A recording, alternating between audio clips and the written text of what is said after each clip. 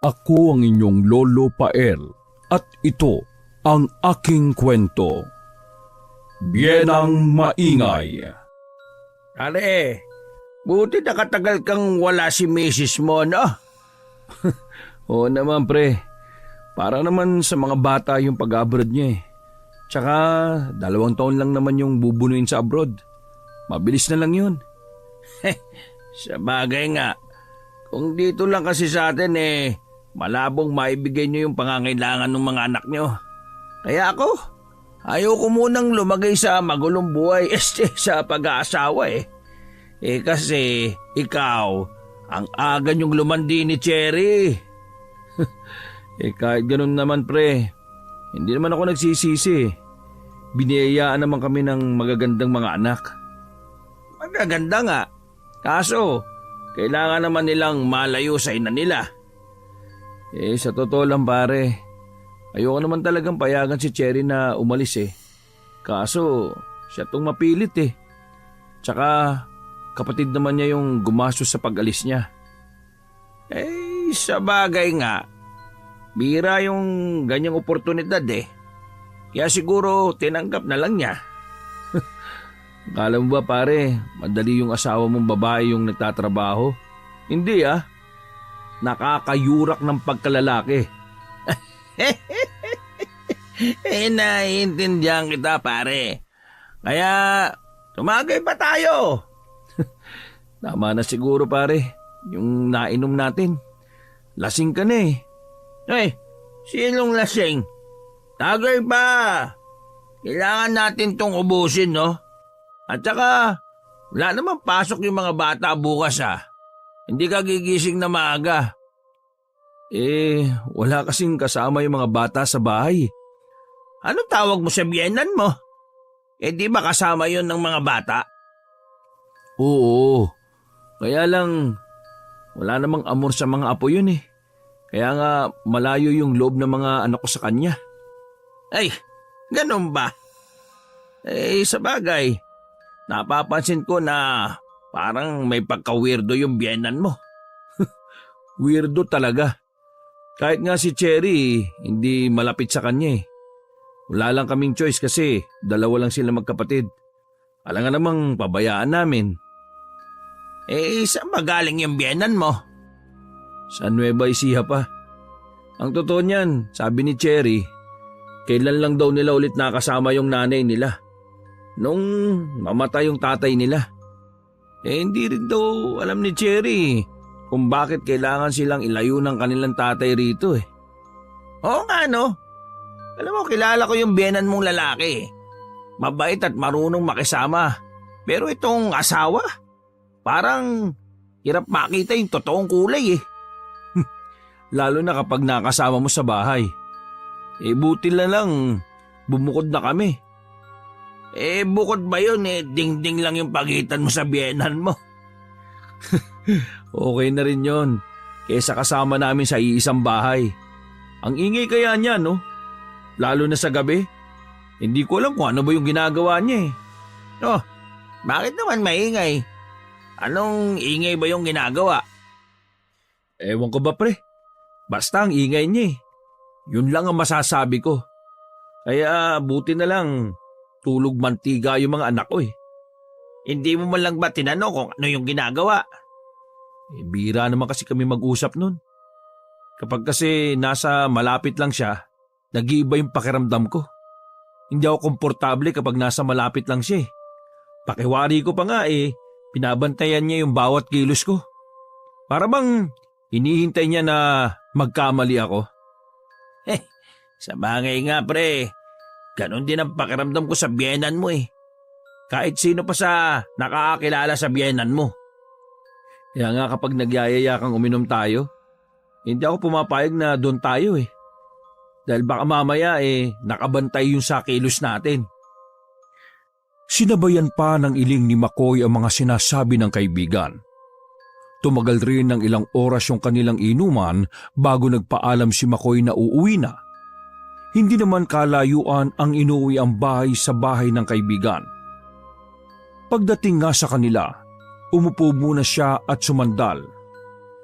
Ay, Parang ngayon ko naramdaman yung talab nung ininom namin ah.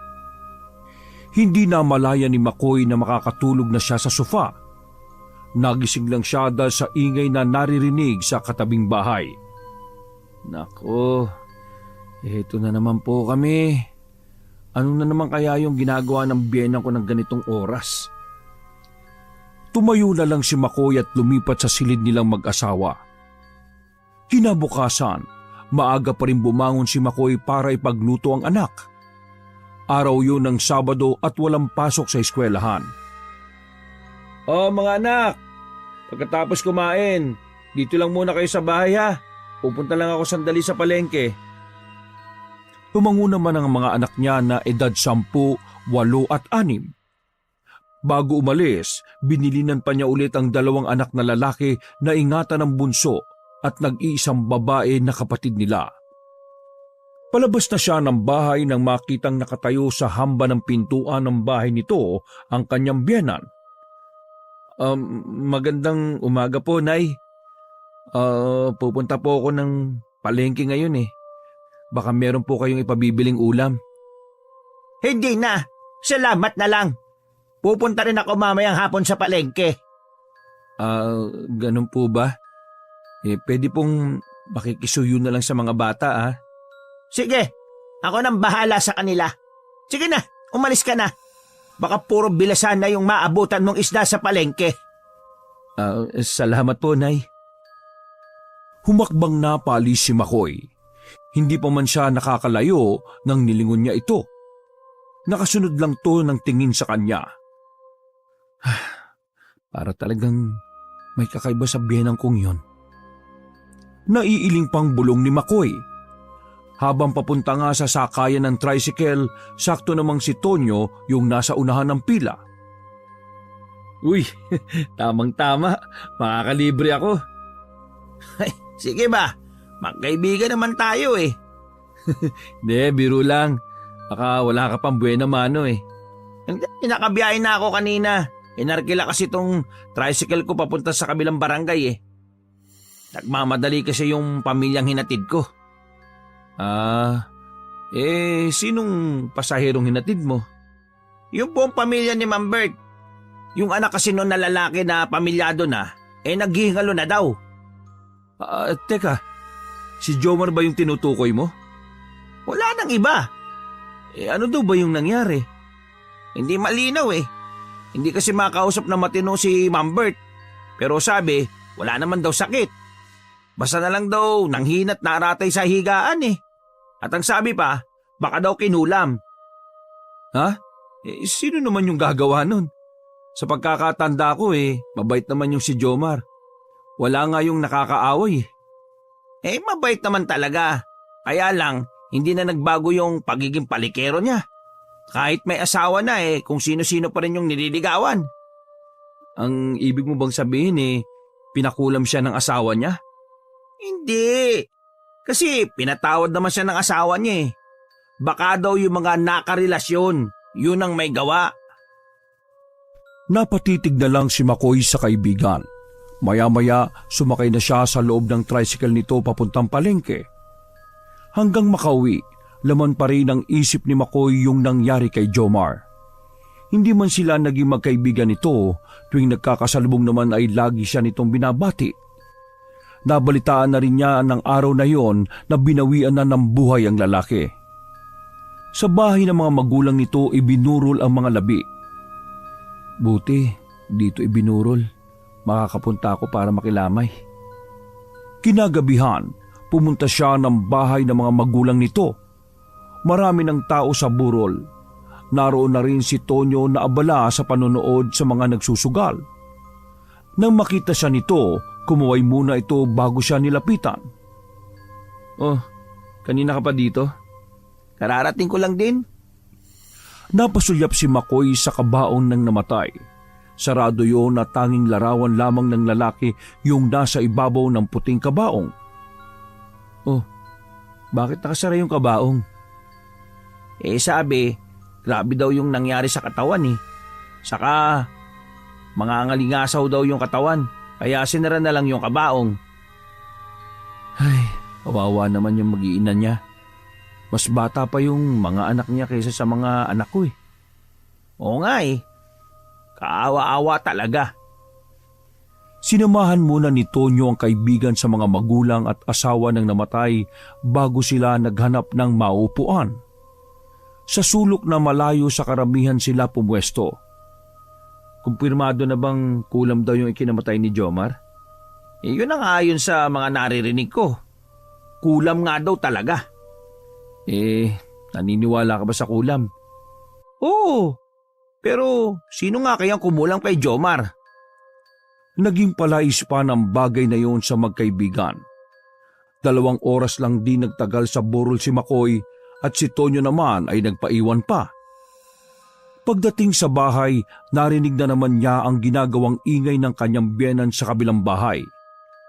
Naiiling na lang si Makoy. Ano kaya yung ginagawa ng biyenang ko? Gabi-gabi na lang siyang nag-iingay eh.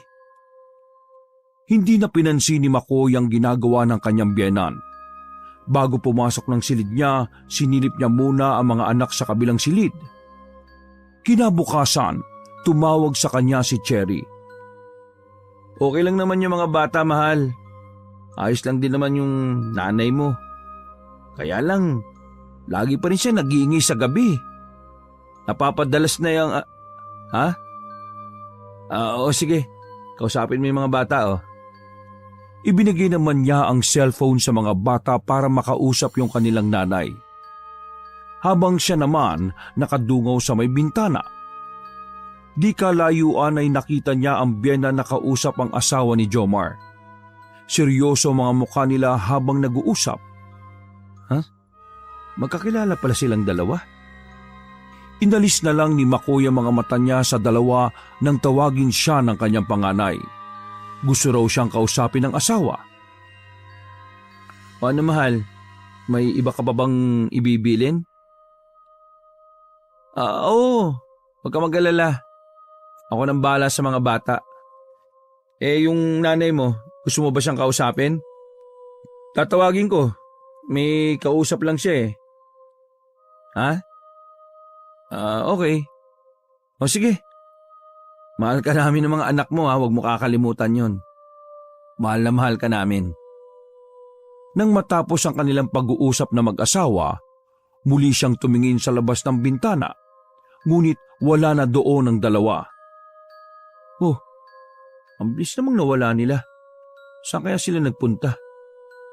Lumabas pa ng bahay si Makoy para hanapin sana ang biyenan nang biglang magsalita ito sa kanyang likuran. Sino yung hinahanap mo? Kayo po. Yung asawa po ba ni Jomar yung kausap nyo kanina? Magkakilala po pala kayo?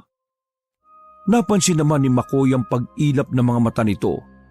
Hindi makatingin sa kanya ang biyenan habang nagsasalita. Oo. May tinatanong lang siya sa akin. Ganun po ba? Tumawag nga po pala si Cherry kanina. Kinukumusta po kayo? Pakisabi na lang na kapag tumatawag siya, ayos lang ako. Nakikita mo naman siguro yung kalagayan ko, di ba? Oo. Yun nga po ang sinabi ko na okay lang kayo. Siya nga pala, sa linggo po pala magpapadala siya ng pera. Meron din pong pinabibigay sa inyo. Salamat naman kung ganon. Ikaw, wala ka ba talagang balak magtrabaho? Gusto ko naman po kasi, kaso wala pong mag-iintindi sa mga bata Walang mag-iintindi ka mo? Nagagawa mo kang uminom ng alak kasama ng kaibigan mo Nay, minsan lang naman po yun. Tsaka kapag walang pasok yung mga bata, kita nyo naman po kung paano ko sila asikasuhin. Paano ko makikita lagi naman akong nasa loob ng bahay? Ang mabuti pa, iwan mo sa akin yung bunso mo. Ako nang bahala sa kanya. Sa'yo na yung 2 lalaki para makapaghanap ka ng trabaho.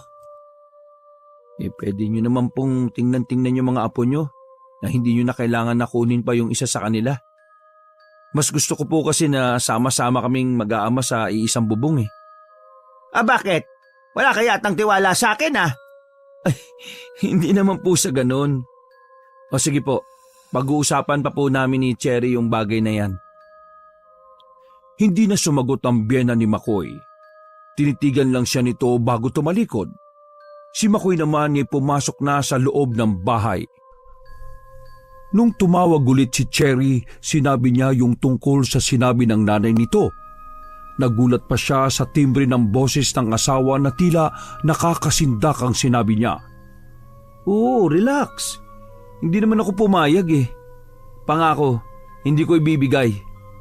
Ba't nga ba parang nagpanik dyan? Ano? Seryoso ka ba?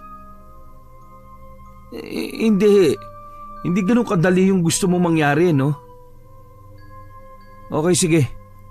Titignan ko kung ano yung magagawa ko. Matagal nang tapos ang kanilang pag-uusap. Ngunit nakatitig pa rin si Makoy sa cellphone. May kakaiba siyang nararamdaman sa reaksyon ng asawa. Hindi naman ito masabi yung tunay na dahilan. Nang hapon, dinala niya muna ang mga anak sa bahay ng tatay niya. Mas malapit kasi ang mga bata sa kanilang lolo dahil malambing at mabait ang ama niya sa mga ito. Malapit rin ang bahay ni Tonyo sa bahay ng kanyang ama, kaya naisipan na rin niyang dalawin ng kaibigan nang makita ang nakaparadang tricycle nito sa tapat ng bahay. Sakto namang lumabas to ng bahay na may dalang tasa ng kape. Oh, pre! Nandiyan ka pala. Oo, dinala ko yung mga bata kay Itay eh. Nung isang araw pa sila nagyayaya rito eh. Malapit talaga sila sa lolo nila, no? Sa bagay, mabait naman talaga yung tatay mo kumpara sa biyenan mo. Isa pa nga yung biyenan ko na gumugulo sa isipan ko ngayon eh. Oh, bakit? Anong ginawa? Gusto niya kasing kunin yung bunso ko para daw makapaghanap ako ng trabaho. Ayun, binanggit ko nga kay Cherry yung sinabi ng nanay niya. Kaso, sabi niya, wag na wag daw akong papayag. Gusto pa nga ni Cherry maghanap ako ng ibang malilipatan naming mag-aama. Ha? Bakit kaya? Hindi naman niya ipinaliwanag nung tumawag ako kung ano yung dahilan niya. Anong desisyon mo? Gusto ko din naman siyempre magtrabaho kaso sino mag-aasikaso sa mga bata? Buti kung malalaki na yung mga yan. Yung sinabi ni Cherry na humanap ka na lang ng malilipatan. Ewan ko. Naguguluhan nga ako sa sinabi niyang yun eh. Kailangan ko munang malaman yung dahilan niya. Ang hirap din kaya maghanap ng bahay na malilipatan. Oo nga eh. Maiba pala ako pre. Ngayon na yung libing ni Jomar eh. Hindi daw gagawing 5 araw yung burol. Ha? Bakit? Kagabi kasi, biglang umalingaso yung amoy ng katawan. Kahit saradong-sarado pa yung kabaong ha. Grabe nga yung nangyari kagabi. Pati nga ako hanggang ngayon hindi makakain. Lagi kong naalala yung nangyari kagabi. Parang dumikit sa butas ng ilong ko yung baho. Buti hindi ka nagpunta kagabi. Kung hindi, pareho na tayong hindi makakakain at nahihilo hanggang ngayon. Wala talaga akong balak pumunta kagabi kasi hinihintay ko nga ulit yung tawag ni Cherry. Mamaya nga sana ako pupunta eh. Kaso balita ko, maraming sumakit ang tiyan eh. Ganun katindi yung nangyari? Oo. Kahit nga ako parang babaliktad yung sikmura ko eh. Maghapon lang ako nagkape. Aba, baka magkasakit ka naman yan kung di ka kakain. Pinipilit ko naman pre kaso hindi pa talaga kaya eh. Okay sige. Maiba ako. Alam mo bang nakita ko yung asawa ni Jomar na kausap yung benang ko? Ha? Talaga? Kailan mo nakita? Kanina lang. Nagulat nga ako nung makita ko na magkakilala pala sila. Hindi naman naglalabas yung benang ko sa lungga niya. Sabi pa nga ng biyenan ko may tinatanong lang daw sa kanya yung asawa ni Jomar. Alam mo pre, habang tumatagal pasama ng pasama yung kutob ko dyan sa biyenan mong yan. Parang may mali sa kanya eh. Malamang, alam ng asawa mo yung tinatago ng biyenan mo. Yung napapansin ko lang naman sa kanya yung ginagawa niyang ingay sa gabi. Lalo na nitong mga huli. Madalas nga nagigising ako sa hating gabi. Hindi pa rin siya tapos sa kung anong ginagawa niya. Bakit hindi mo alamin kung ano yung tinatago ng biyenan mo? Pinag-iisipan ko nga yan, pre. Kaso, hindi naman umaalis ng bahay yun. Kung umalis man, saglit lang. Paano ako makakapuslit sa bahay niya? Oo nga no, mahirap nga yan. At saka, iniisip ko din yung sinabi niya na maghanap daw ako ng trabaho. Medyo tinamaan kasi ako sa sinabi niya. Takto, wag mong dibdibin yung sinabi ng biyenan mo. Ang importante yung kayong mag-asawa, yung nakakaintindihan sa setup ninyo. Makakapagtrabaho ka pa naman kapag nakauwi na si Cherry dito sa Pilipinas. Oo, sa bagay nga. Tsaka sabi naman ni Cherry, huwag ko nga daw pansinin yung sinabi ng nanay niya. Yun naman pala teka pre, gusto mo nga pala ba ng kape? Ay, hindi na. Nagkape na ako sa bahay. Alam mo namang isang beses lang ako nagkakape sa buong maghapon. Sinadya talaga ni McCoy na magdala ng mga damit nilang mag-aama dahil plano nilang dun matulog sa bahay ng kanyang ama. Sinamantala na rin niya yun para makipag-inuman sa kaibigan. Madalas naman na silang dalawa lang ang magkaharap pagdating sa alak. Aba, malang ikaw pa ngayon ang nagyayang uminom Madalas kasi ikaw yung taya Kaya ako naman ngayon. At saka, baka ito muna yung last na iinom tayo ha. Bakit naman? Paano kasi, pati itong pag-iinom natin nasisilip ng biyenang ko. Ayoko naman na makarating kay Cherry. Baka mamaya may kasama pang paninira yon. At saka ayokong pumasok sa utak ng asawa ko na habang nagpapakahirap siya sa ibang bansa ako naman nagpapakasarap naman sa pag-inom ng alak dito. Ay, grabe naman. Sundin mo kaya yung sabi sa'yo ng asawa mo. Manap ka na lang na malilipatang bahay. Yung malayo dyan sa biyenan mo. Hindi naman ganun kadali yun. Ano yung bahay namin? Ako nagpundar nun. Tsaka, lupa ko yung kinatitirikan ng bahay ng biyenan ko. Dapat, siya yung umalis dun. Di baka mo, wala namang ibang mapupuntahan niyang biyenan mo kundi kayo lang. Oo nga, yun nga Isa pa nga yun Tsaka, alam mo pare, kahit nasa loob lang kami ng bahay namin, pakiwari ko mayroong nagmamasid sa bawat kilos ko Ganun yung pakiramdam ko.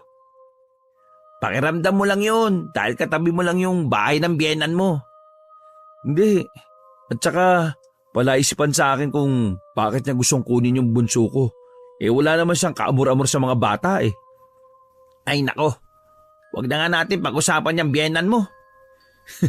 Ano naman ang pag-uusapan natin? Di tungkol lang dyan kay Jomar. Putya pre, patay na yung tao Gusto mo pang pag-usapan? Baka bumangon yun, tapos hilahin niyang paa mo habang natutulog ka. Eto naman hindi na mabiro. Pero sa totoo lang ano kaya yung dahilan kung bakit biglang nangalingasaw yung amoy ng bangkay niya? Baka hindi maayos yung pagkakaimbalsa mo. O di kaya kulang sa formalin. Parang sobra naman kasi yung amoy. Teka nga lang Tawag ng kalikasan. Sandali. Nagmamadaling tumayo si Tonyo at nagtungo sa likurang bahagi ng bahay nito. Sa may puno ng sampalok siya nagbawas. Pabalik na siya nang mapansin ng isang bulto ng taong nakatayo sa di kalayuan. Nakaitim yun na may belo ng itim na nakalagay sa ulo. Nang titigan yun ng binata, isang matandang babae pala yun. Aalisan na sana ito ng tingin ni Tonyo pero biglang binundol na matinding kaba ang kanyang dibdib. Napapalunok pa na sinulyapan niyang muli yung matandang babae at pagtingin niya sa mukha nito, gayon na lang yung sindak niya. Naging mabalasik kasi ang itsura nito.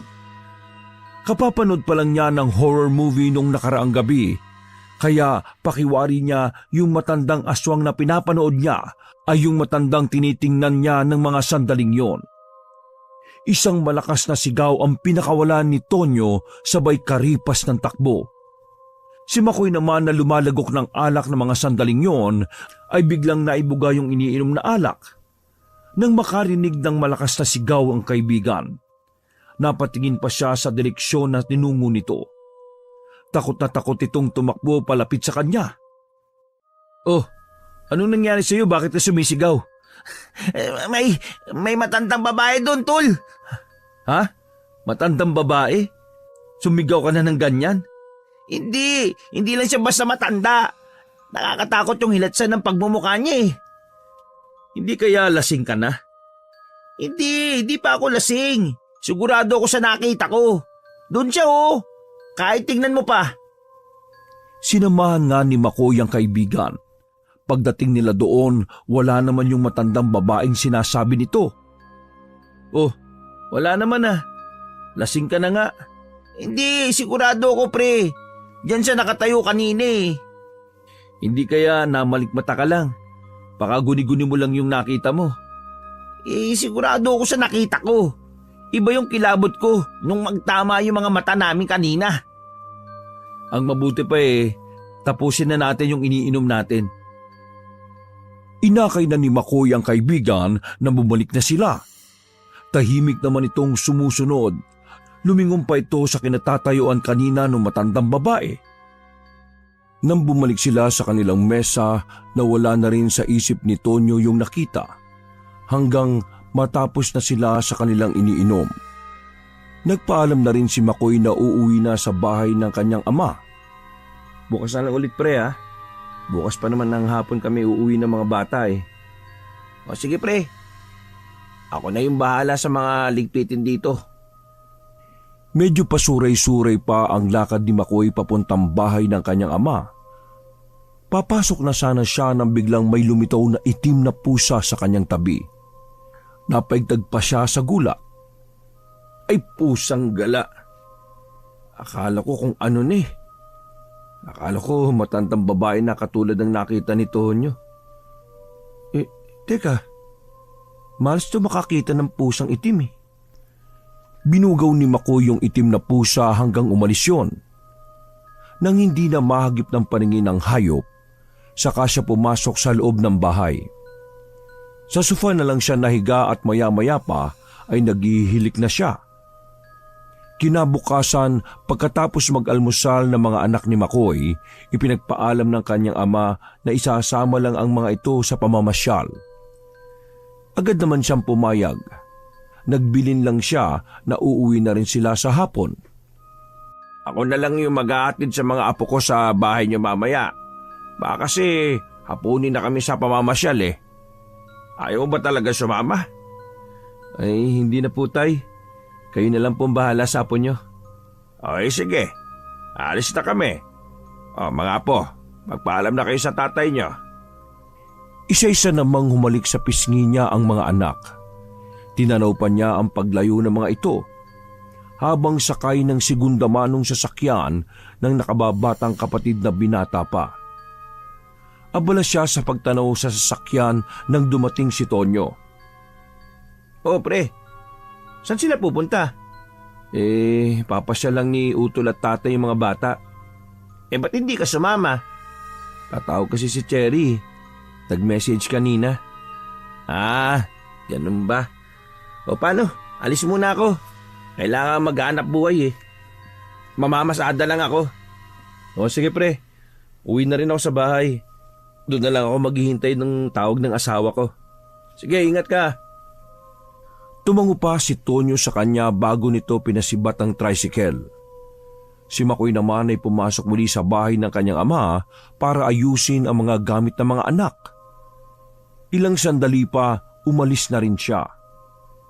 Malapit na siya sa kanilang bahay nang makita ang asawa ni Jomar na galing ng bahay ng biyenan.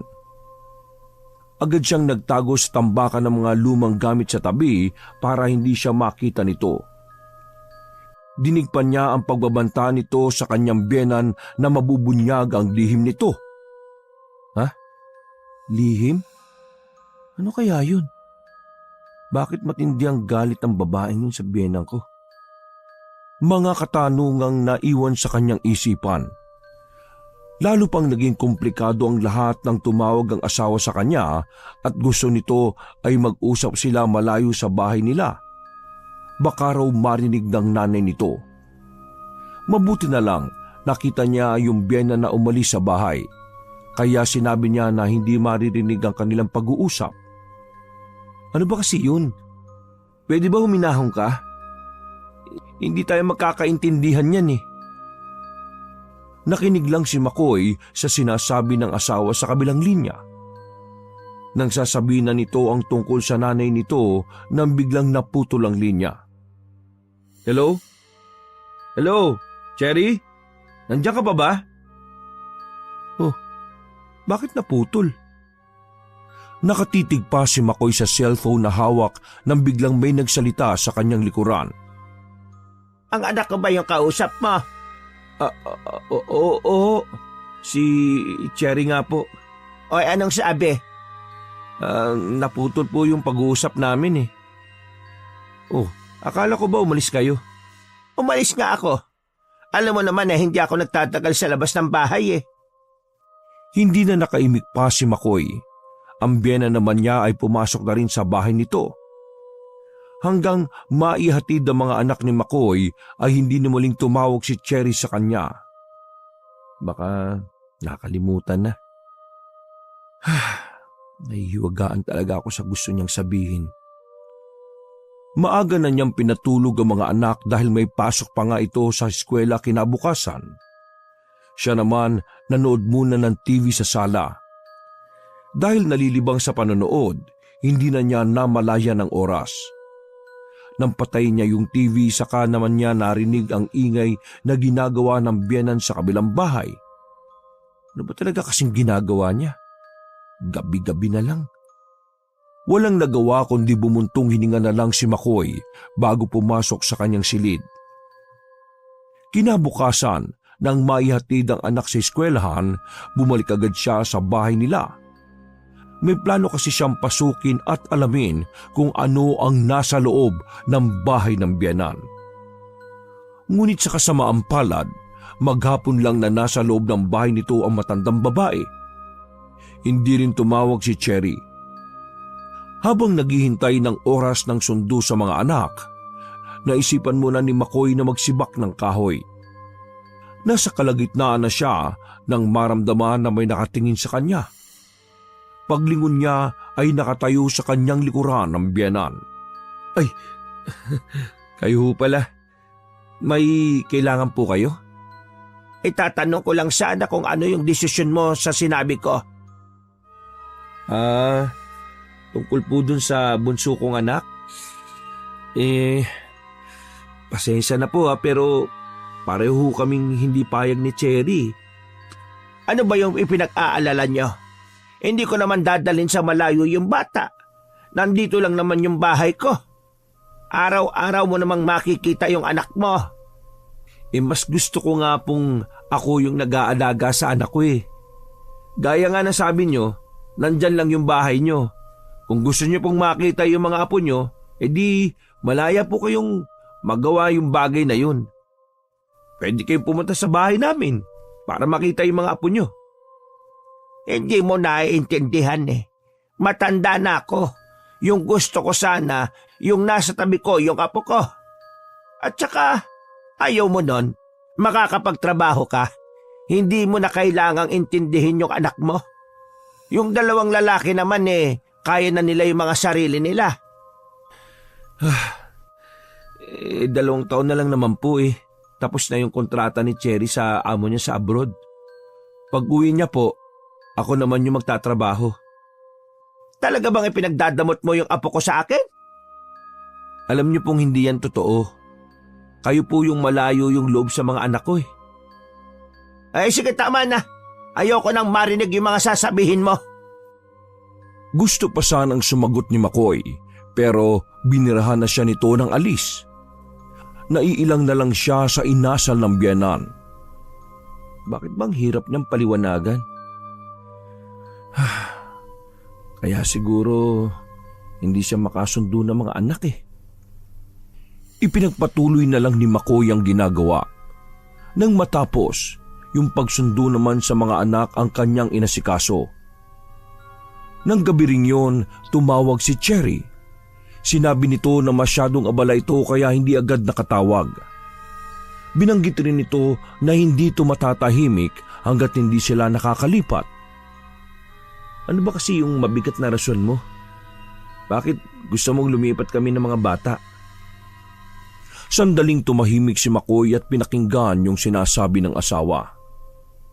O sige, huwag ka mag-alala. Walang magagawa yung nanay mo kung hindi ko ibibigay sa kanya yung anak natin. Oo, pangako yan. Huwag ka na mag-alala dyan. Baka mamaya may stress ka sa kakaisip. Basta, magtiwala ka lang na kaya kong pangalagaan yung mga anak natin. Maya-maya lang, nagpaalam na sila sa isa't isa bago tinapos ang tawag. Hindi pa rin niya sinabi yung dahilan niya. Ano ba kasi yung kinatatakutan niya na maaaring gawin ng nanay niya? Nang makatulog na ang mga anak, naisipan ni Makoy na magpahangin muna sa labas ng bahay. Napakaalinsangan kasi ng mga oras na yon. Nang tumingala siya sa kalangitan, wala ni isang bituin sa langit. Napatingin si Makoy sa katabing bahay. Mula sa bintana, aninag niya ang ilaw. Ha? Kandila? Ba't siya gumagamit ng kandila? May kuryente naman. Ito talagang biyenang ko. Hindi man lang inisip na baka makalimutan niya at pagmulan pa ng sunog yung ginagawa niya. Di kaya sa altar niya ginagamit? Ilang sandali muna ang pinalipas ni Makoy bago pumasok sa loob ng bahay. Hindi niya napansin ang itim na pusa sa di kalayuan na nagmamasid sa kanya. Dahil hindi pa makatulog, nanood muna siya ng TV. Maya-maya lang, narinig na naman niya ang ingay sa kabilang bahay. Ay, tama nga yatang asawa ko eh. Mas mabuti pang lumipat na lang kami ng ibang bahay. Gabi-gabi na lang talaga. Napabuntong hininga na lang si Makoy. Tumayo pa siya at lumapit sa dingding tsaka pinakinggan ang nangyayari sa kabilang bahay. Ilang minuto rin niyang pinakinggan ang ginagawa ng biyanan. Onasyon o ritual yata yung ginagawa ng biyenan ko ah. Pero bakit? Ano ba siya? Hindi naman siya manggagamot. Lalong nahulog sa malalim na pag-iisip si Makoy. Kinabukasan, pagkatid sa eskwelahan ng mga anak, nakasalubong niya si Tonyo. Binati niya ito pero hindi tumugon ng kaibigan. Bakas ang pag-aalala nito sa mukha. Uy, bakit ganyan yung mukha mo? Hindi mo ba nabalitaan? Ha? Alin yung hindi ko nabalitaan? Yung asawa ni Jomar, wala na rin. Wala na. Ha? Anong nangyari? Sabi na kulam din daw eh. Nakakaawa yung mga naiwang mga anak. Kalilit pa naman. Ha? Anong klaseng kulam kaya yung nangyari sa kanya? Sino yung gagawa sa mag-asawa ng ganun? Basta na lang daw namaga yung buong muka tapos yung dila nabulok. Hinala ng pamilya, baka daw isa sa mga nakarelasyon ni Jomar. Grabe naman yung sinapit nilang mag-asawa. Napakalupit naman ng kung sino yung mga taong nasa likod ng pangungulam sa kanila. Mahirap na talaga panahon ngayon, pre. Hindi mo alam kung sino yung may lihim na galit o inggit sa iyo eh. Naiiling pang tura ni Tonyo. Bigla namang sumagi sa isipan ni Makoy yung tungkol sa biyenan niya. Wala sa loob na naibulalas niya yung nasa isip. Imposible. Hindi naman siguro. May sinasabi ka ba, pre? Bigla ko lang naisip yung biyenan ko eh. Di ba sabi ko nakita ko kung kausap niya yung asawa ni Jomar? Iniisip mo bang may kinalaman siya sa nangyari sa mag-asawa? Hindi naman sa ganon. Kaya lang, ang hirap ipaliwanag kasi. Nung makita ko silang nag-uusap, pareho silang galit. Meron silang pinagtatalunan. Tapos, nung huli kong makita yung babae, binabantaan niya yung biyenan ko na mabubunyag yung lihim nito. Di ba sabi mo gabi-gabi may ginagawa yung biyenan mo? Naalaman mo na kung ano? Di nga ako makatsyempong pasukin yung bahay niya Yung asawa mo, wala ba siyang binabanggit tungkol sa nanay niya? Baka may inililihim yung nanay niya kaya gusto niya kayong lumipat ng tirahan. Mahirap kasing magbintang lalo't wala naman akong pruweba. Kailangan ko munang alamin ang totoo. Di sige pre, pero mag-iingat ka ha. Tinanguan lang ni Makoy ang kaibigan. Maya-maya pa, umuwi na rin siya.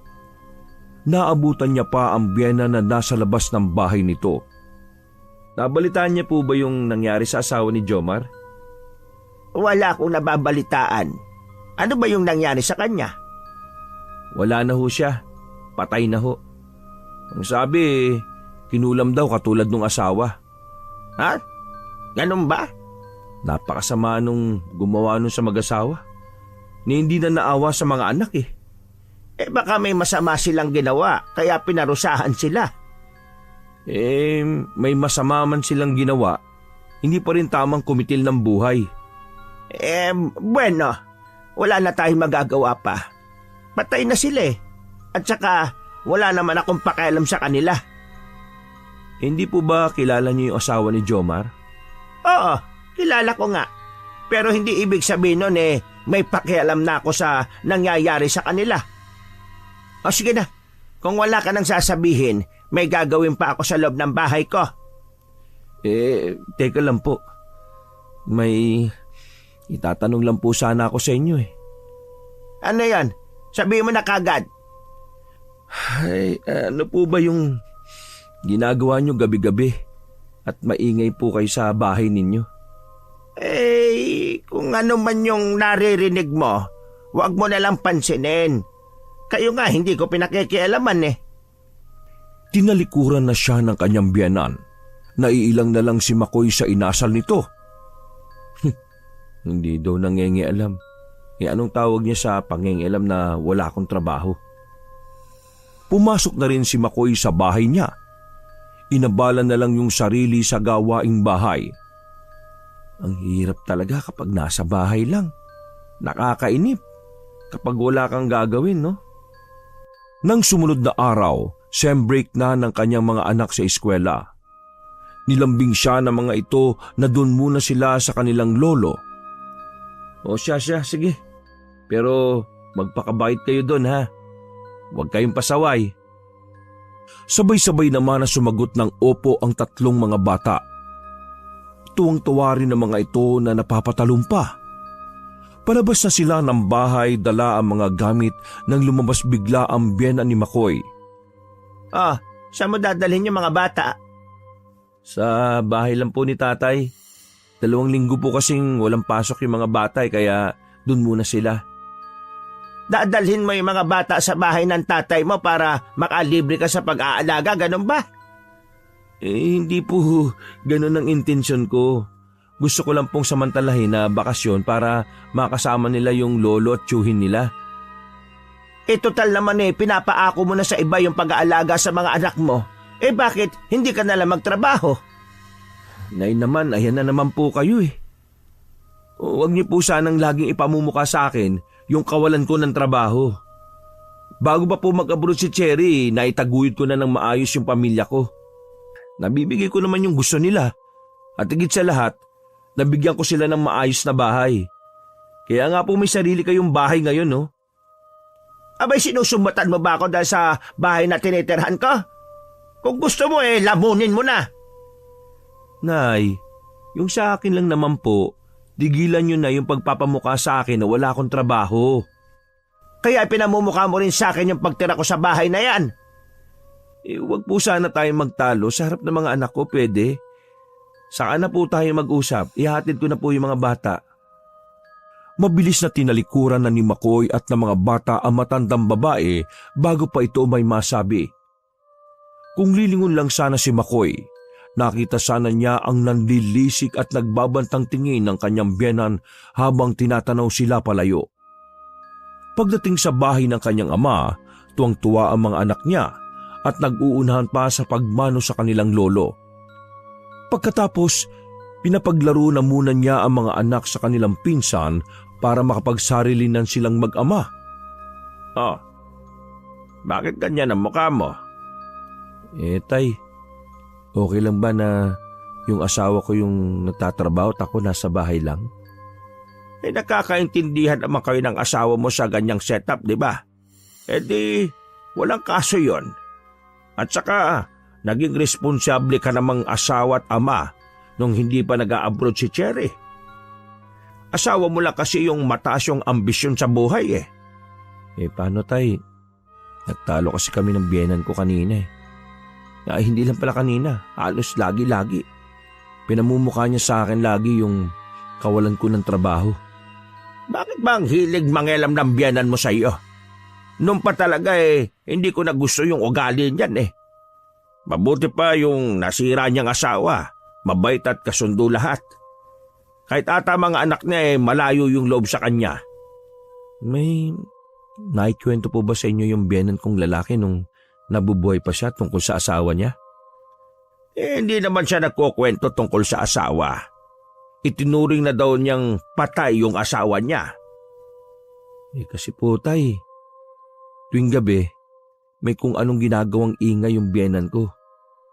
Nakakabulaho na po minsan eh. Bakit? Ano bang ingay yon? Minsan po, naririnig kong parang nagdarasal ng kung anong lingwahe. Matagal na ba niya yung ginagawa? Oo, nandito pa po si Cherry.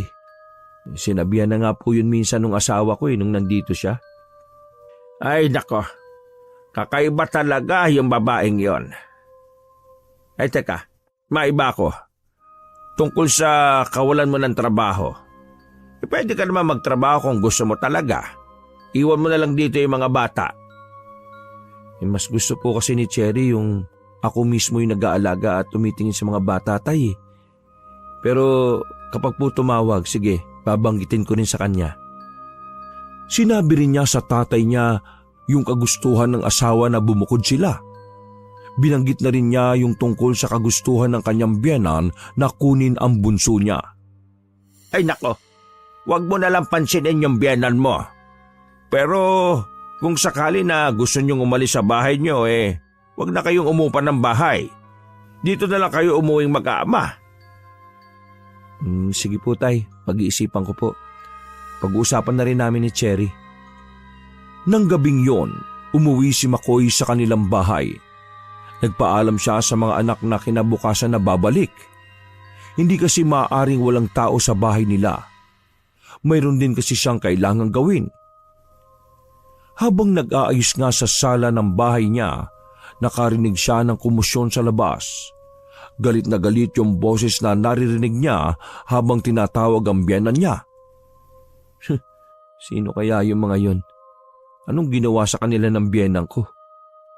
Bahagya niyang binuksan ang bintana sa may sala para makita kung sino yung mga nag-iiskandalo ng ganoong kaaga.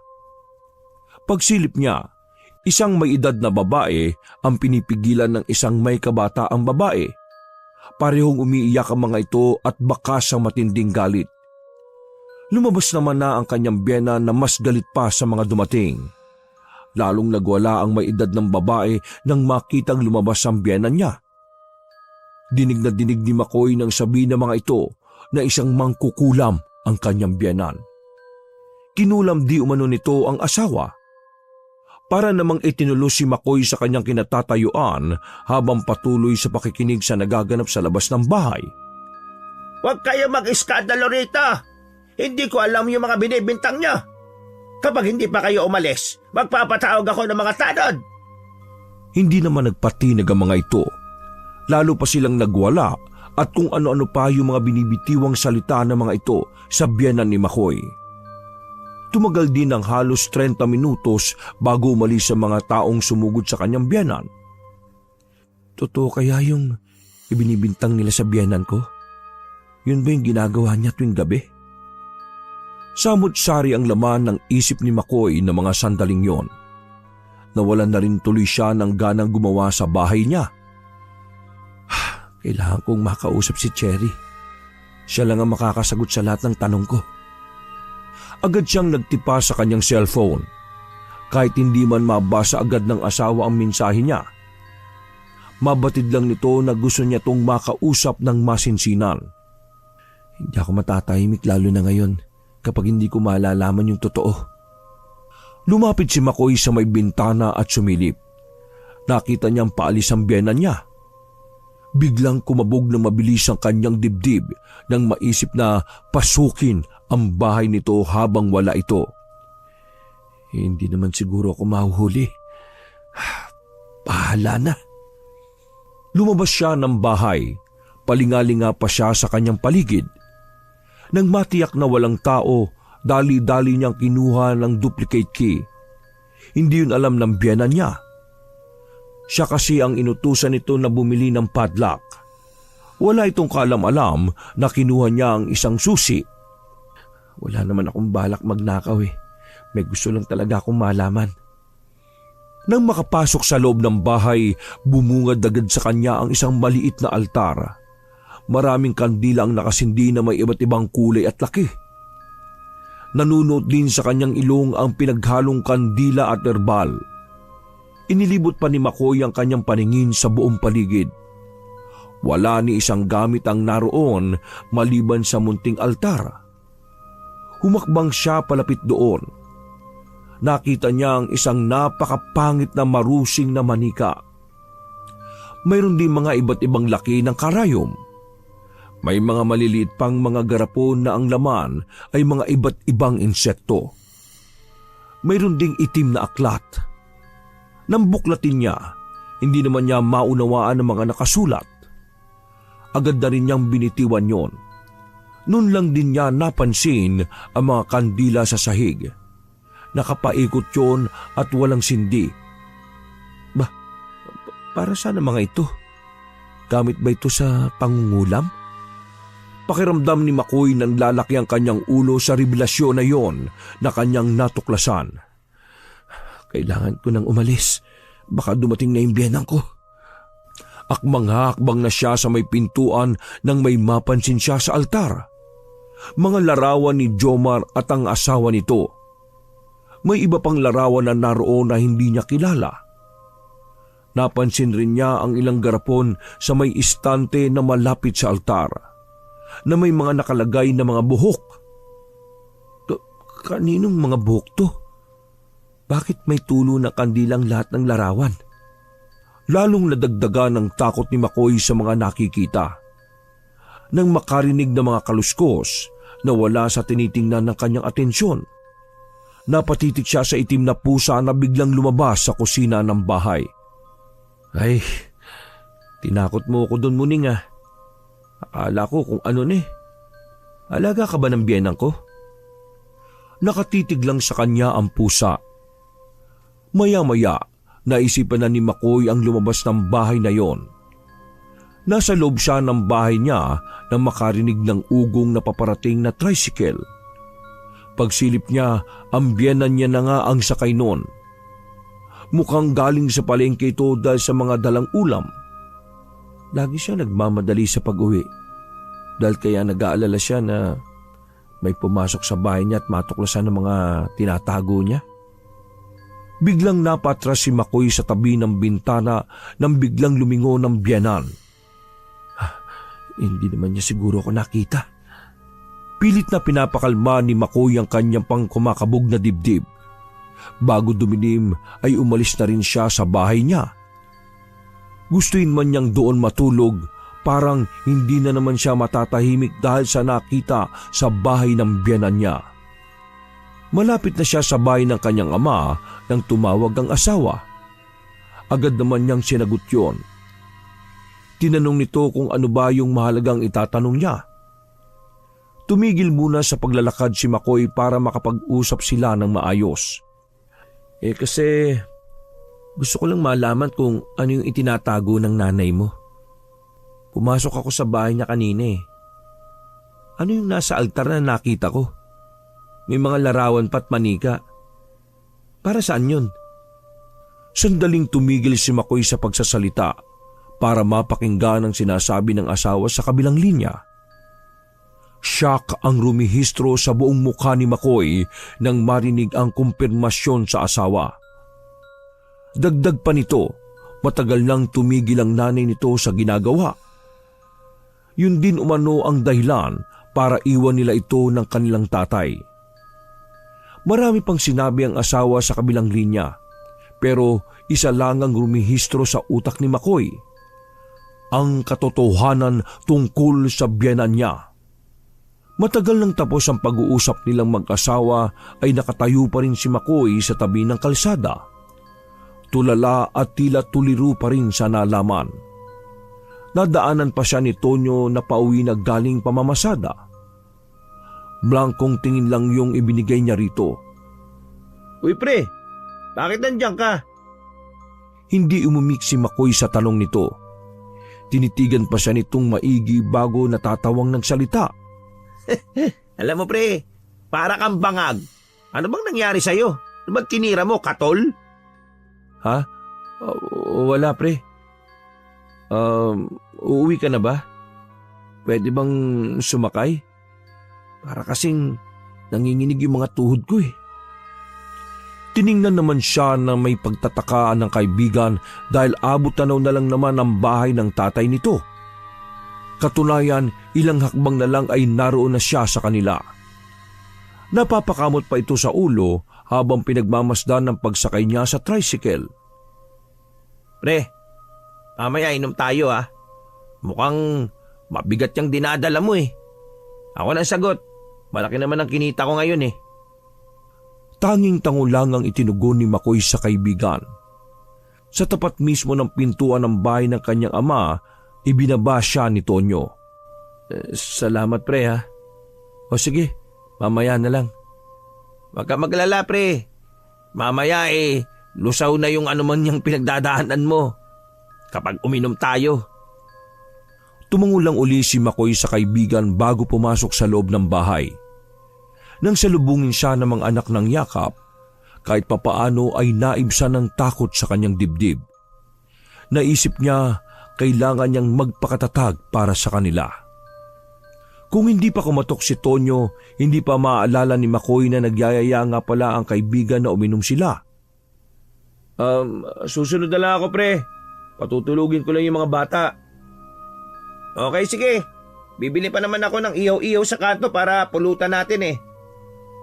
Nang umalis ang kaibigan, pinuntahan muna ni Makoy ang mga anak sa silid. Naglalaro pa ang mga ito. Hayaan mo muna silang maglaro. Maaga pa naman eh. Ako nang bahalang magpatulog sa kanila. O sige po tay. Punta lang po ako kina Tonyo ha. Tinanguan lang siya ng ama. Lumabas na siya ng bahay at nagtungo sa maliit na mesang inihanda ng kaibigan. Nasa ibabaw na rin ang isang bote ng alak. Umupo muna siya sa plastik na upuan habang hinihintay ang kaibigan. Maya-maya dumating na rin ito. Oh, kanina ka pa ba rito? Ngayon lang. Oh, ang dami mo namang biniling pulutan. Minsan lang naman tayo magpulutan ng ganito eh. Madalas puro tigpipisong titsirya at mani yung pulutan natin, di ba?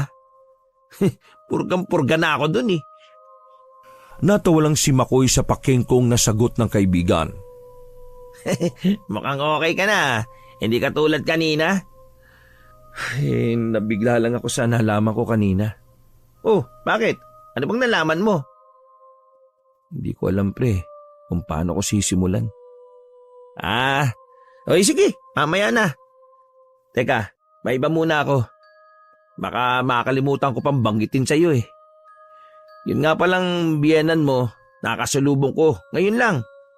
Grabe ang sama ng tingin niya sa akin. Parang manlalamon. Nako pre, iwasan mo siya hanggat maaari. Ha? Bakit naman? Tungkol sa kanya yung natuklasan ko eh. Nalaman mo na yung lihim niya?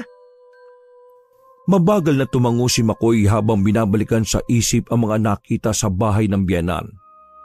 Nakakilabot pre. Hanggang ngayon nga tumatayo pa yung mga balahibo ko. Kinumpirma rin ni Cherry yung tungkol doon. Bakit? Ano ba natuklasan mo? Sabihin mo na pre. Huwag ka nang pabitin dyan. Pati tuloy ako kinikilabutan na rin hindi mo pa nga sinasabi. Sige, makinig ka pre ha. Yung biyenang ko, isa siyang mangkukulam. Napamulagat ng gusto ang mga mata ni Tonyo at wala sa sariling tinungga ang baso na may lamang alak. Napapangiwi pa ito sa pait. Ano ka mo? Mangkukulam si Aling Conching? Mangkukulam yung biyenan mo? Huwag kang maingay pre, baka may ibang makaalam. Di ba dapat ipinapaalam na natin sa mga tao? Oo nga, pero hindi naman lahat ng tao naniniwala sa mga kulam Saka sabi ni Cherry, patagal na raw tumigil yung nanay niya. Pero may palagay akong hindi pa siya tumitigil sa ginagawa niya At may palagay rin ako na siya rin yung kumulam kay Jomar at sa asawa nito. Nakita ko kasi yung mga larawan nila sa bahay ng biyenang ko May sumugod rin sa kanya na 2 babae na galit na galit. Delikado pala yung biyenan mo. Baka mamaya ako na yung isunod niya. Lagi kasing ang sama ng tingin niya sa akin Sunod-sunod ang ginawang paglagok ng alak ni Tonyo dahil sa biglang pagragasan ng takot. Hindi niya yung gagawin. Wala ka namang ginawa sa kanya Iwasan mo na lang siya. Baka galit siya sa akin kasi magkaibigan tayo. Meron kayang pangontra sa mga ganyan? Malay ko. Naririnig ko lang naman kasi yung mga kulam na yan oo nga pala. Hindi ba natin ipapaalam yung hinala mo sa pamilya ni Jomar? Wala naman akong ebidensya Kaya siguro ilihim na lang natin. Wala na rin naman tayong magagawa patay na yung mag-asawa. Ilang sandali pa, iniba na nila ang kanilang pinag-uusapan. Isang bote lang ang kanilang ininom at tinapos na nila. Yung biling ko pre ha, huwag mo kakalimutan. Oo pre, iwasan ko na lang yun hanggat maaari yung biyanan mo. Nang gabing yon, kahit may tama ng alak, hindi kagad dalawin ng antok si Makoy. Pabiling-biling lang siya sa higaan niya. Mag-uumagana nang bumigat ang talukap ng kanyang mga mata hanggang hilahin na siya ng antok. Kinabukasan, maaga ring lumabas si Tonyo para mamasada ng tricycle. Hindi niya akalain ang unang pasahero niya ng araw na yon ay si Aling Conching. Ihatid mo ako sa palengke. Saan nga po kayo? Bingi ka ba? Sabi ko, sa palengke mo ako ihatid. Opo, sige po. Natataranta pang pinasibad ni Tonyo ang tricycle niya. Dahil nakatutok ang paningin sa daan, hindi niya napansin ang kakaibang titig ni Conching sa kanya. Nakahinga lang ng maluwag si Tonyo nang makarating sila sa palengke. Nang makapagbayad si Conching, pinasibad na ng binata ang kanyang tricycle palayo. Masyado naman siyang nagmamadali. Para siyang takot na takot Hindi kaya... Isang imbing ngiti ang sumilay sa labi ng matandang babae bago ito pumasok sa pamilihan. Samantala, muling nagkausap ang mag-asawa tungkol sa biyenan ni Makoy. Nakikinig lang muna siya sa sinasabi ng asawa sa kabilang linya bago siya magsalita.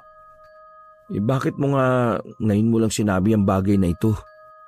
Kaya pala, iba yung pakiramdam ko kapag nasa malapit lang yung nanay mo Nakapagdesisyon na ako. Hindi ko na iuuwi yung mga bata sa bahay na yon. Ayokong mapalapit sila sa lola nilang mangkukulam. Ngayon ko lang din napagtanto Kaya pala gusto niyang kunin yung bunso natin para siguro isunod niya sa yapak niya. Hindi na naitago pa ni Makoy yung nararamdaman niya habang kausap ang asawa. Kahit sino naman sa kalagayan ko hindi matutuwa na magkaroon ng mangkukulam na biyenan. At isa pa pala, hindi na magbabago yung nanay mo kasi hanggang ngayon ginagawa pa rin niya yung pangungulam. Nang matapos ang pag-uusap nilang mag-asawa, hapong-hapo na napaupo na lang si Makoy. Umuwi muna siya ng araw na yon sa bahay nila. Naabutan niya pa ang biyenan niya sa labas ng bahay nito. Kailan uuwi ang mga bata rito? Baka doon po muna sila sa bahay nila tatay. Ano? Alam ba yan ng anak ko? Oo, nag-uusap na po kami. Pumayag siya na doon muna yung mga anak namin. Hindi ako naniniwala. Anong dahilan mo bakit mo gusto mong ilayo ang mga bata rito? Ha? Nagtagisan sila ng titigan. Nanlalaki ang mga mata ng biyenan niya habang nakatitig sa kanya. Hindi matagalan ni Makoy ang pagtitig nito, kaya ibinaling na lang niya ang tingin sa ibang direksyon. Bakit hindi ka sumagot? Anong dahilan mo? Bala ko na po kasing magtrabaho. Kailangan ng mga bata na mag-aasikaso sa kanila habang wala ako. Mataman siyang tinitigan ng kanyang biyenan, para bang sinusuri nito ang katotohanan sa kanyang sinabi. Sa tingin mo kaya ay mapaglalalangan mo ako, ha? Alam kong may iba ka pang dahilan. Malamang na-impluwensya ka ng kaibigan mong si Tonyo, no? Lubayan niyo po ang kaibigan ko, ha? Wala siyang kinalaman sa desisyon ko. Bakit? Totoo naman, ha? Imbis na ipunin mo yung ipinapadala sa iyo ng anak ko, pinangiinom niyo pa. Wala ka talagang kahihiyan. Imbis na ikaw ang magtrabaho, anak ko ang nagpapakakuba sa ibang bansa. Tama na po. Nire-respeto ko po kayo dahil kay Cherry. Huwag niyo naman pong ubusin yung pasensya ko.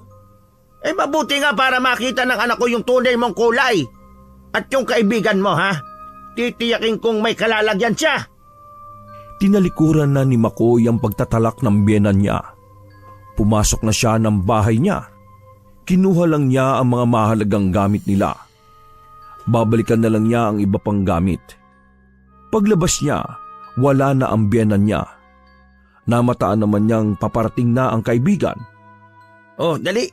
Isakin mo na yan dito. Buti may inihatid akong malapit dito sa inyo. Buti nga, marami-rami rin to. Nang makaalis ang dalawa, saka naman lumabas ng bahay si Kunching na kulang na lang mag-apoy ang mga mata habang nakatitig sa papalayong tricycle. Malimit pa ring umuwi si Makoy sa bahay niya at unti-unti na ring dinadala ang kanilang mga gamit sa bahay ng kanyang ama. Sa ilang beses na pagpunta niya, hindi niya nakikita ang biyenan. Hindi siya sigurado kung wala ba ito o nasa loob lang ng bahay nito. Minsan, natulog siya sa bahay niya dahil inabutan siya ng malakas na ulan. Halos 10:00 na ng gabi tumila ang ulan. Narinig na naman niya ang ingay nito. Natitiyak na niya na ritual ng pangungulam ang ginagawa nito. Sino naman kaya yung kinukulam niya? Hanggang kailan siya gagawa ng kasamaan? Habang lumalalim ang gabi, palakas ng palakas ang naririnig niyang ingay sa kabilang bahay. Nagtalakbong na lang si Makoy ng kumot at hindi na pinansin ang naririnig. Kinabukasan, hindi pa nagliliwanag ay umalis na siya ng bahay. Simula nang lumipat silang mag-ama sa bahay ng kanyang tatay, pakiramdam ni Makoy na wala ang mabigat na bagay na nakadagan sa kanya. Ilang araw na ring napapansin niya na hindi namamasada ang kaibigan. Lagi niya kasing nakikita ang tricycle nito na nasa garahe lang. Naisipan niyang puntahan ito pagkahatid niya sa mga bata sa eskwelahan. Ganun na lang ang gulat niya nang makita ang kalagayan nito. Oh, pre, ano nangyari sa'yo? Bakit ka nagkaganyan? Hindi ko nga alam, pre. Basta pagising ko, masama na yung pakiramdam ko. Akala ko tatrangkasuhin lang ako Kaya uminom ako ng gamot. Pero parang lalo pang lumala Pinagmasdan pa ni Makoy ang mga butlig sa buong katawan nito. Pumipintig-pintig pa yon at may nana sa loob. Malaki na rin ang ibinagsak ng katawan nito. Mabuti pa, pre. Dali na kita sa ospital. Hindi doktor ang kailangan ko, pre. Sabi ng mga magulang ko baka nakulam ako. Sinusundo na nila yung magaling na manggagamot na kakilala nila. Sana dumating na sila.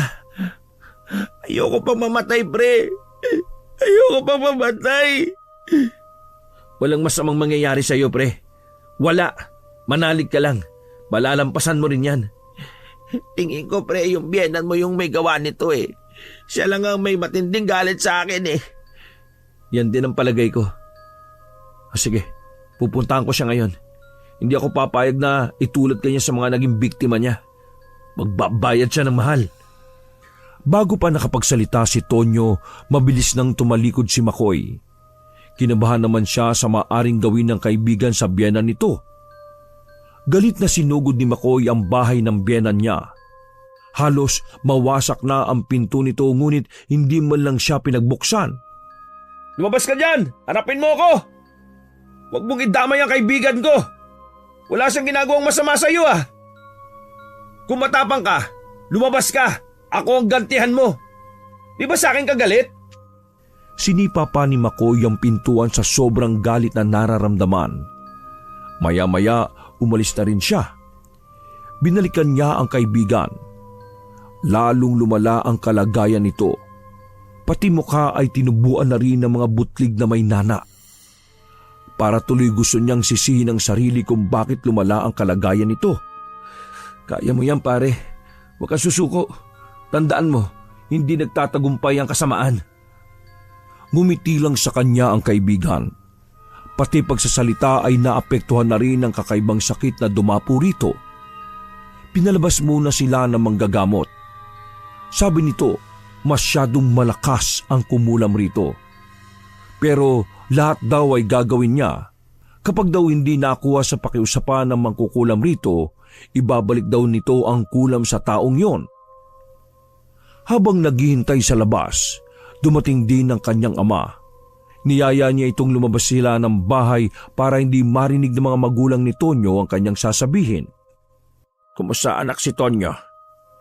Ayun po, ginagamot pa po siya ng manggagamot.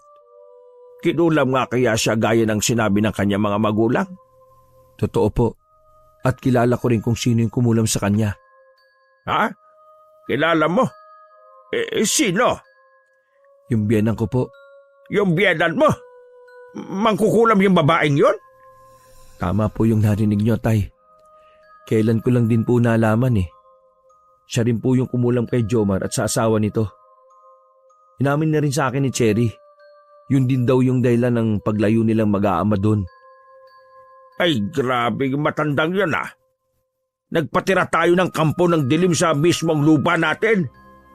Sandali, palalayasin ko siya. Humanda siya sa akin. Galit siya sa akin kaya pati si Tonyo dinamay niya. Kailangan natin paalisin yung babaeng yun sa lupa natin. Bumalik na lang siya sa pinanggalingan niya. Baka po kaya lalong lumala si Tonyo kasi sinugod ko siya kanina. Mabuti pa pong hintayin muna natin bumuti si Tonyo bago tayo gumawa ng hakbang laban dun sa kanya.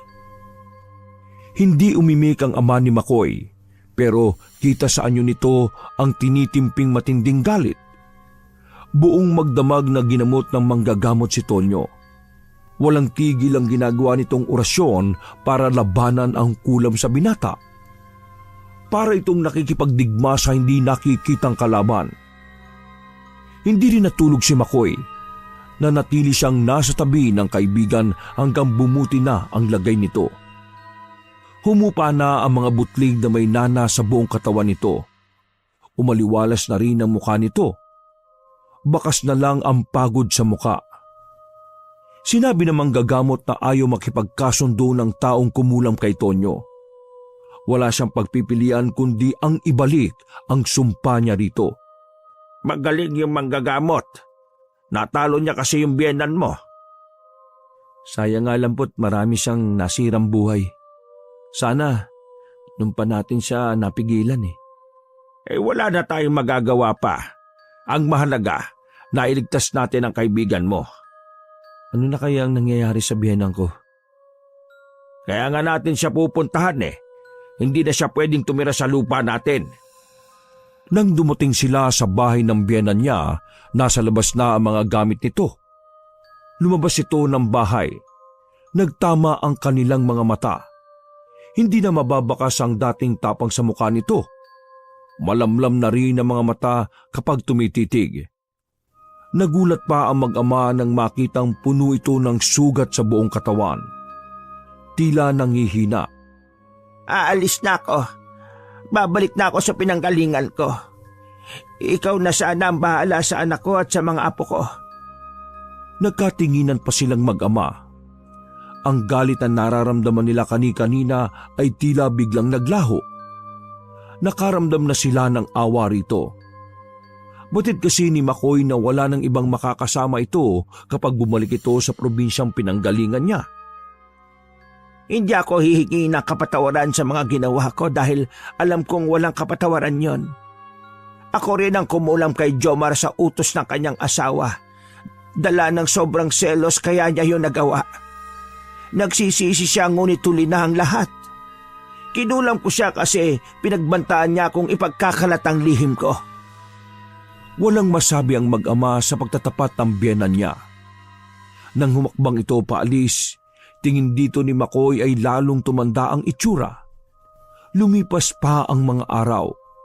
Tuluyan nang bumalik ang lakas ni Tonyo. Kasalukuyan silang nag-uusap nito. Kinwento kasi ni Makoy ang nangyari sa biyenan at ang pag-amin nito. Ngayon alam na nating siya pala talaga yung kumulam sa mag-asawa. Hindi na naawa kahit man lang dun sa anak eh. Wala talagang puso yung biyenan mo. Alam mo pare, may bahagi sa akin na nalulungkot pa rin. Alam ko kasing mag-isa na lang yung biyenan ko eh. Eh paano kung bigla siyang nawala? Nako, bagay lang yun sa kanya. Parusa na yun. Sa dami ba naman ng kinulam niya eh. Hindi siya dapat kinakaawaan. Yung kawawa, yung mga biktima niya. Sa bagay nga, tama ka dyan pre. Alam ko na matindi ang galit mo sa kanya, kaya hindi ko sasabihin na patawarin mo siya.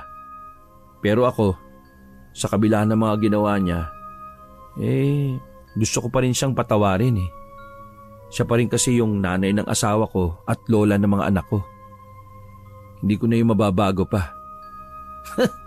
Ang bait mo talaga pre. Sa ating dalawa, ikaw yung may pinakamalambot na puso at mahaba yung pasensya.